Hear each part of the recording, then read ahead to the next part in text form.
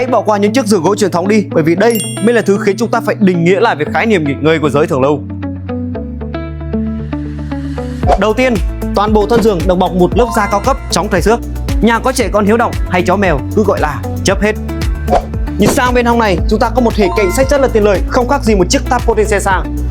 Và điểm ăn tiền nhất chính là bộ đột bọc nệm tích hợp ngay ở đôi giường, có thể di rời. Sáng sớm mà ngồi đây uống trà đọc sách thì đúng chất chủ tịch. Từng đường kim mũi chỉ được hoàn thiện tỉ mỉ, phần tựa lưng thiết kế cong tay học giúp bạn xem phim hay đọc sách hàng giờ cũng không mỏi. Nằm số một cái là thấy sự khác biệt ngay, cảm giác nó êm, nó mướt và cực kỳ đẳng cấp. Khung giường gỗ tự nhiên kết hợp xương sắt sơn tĩnh điện, chắc chắn tuyệt đối, bao rung lắc, không một tiếng động dù là nhỏ nhất. Full option như này mà giá tại cửa hàng của Viva thì rất là phải chăng.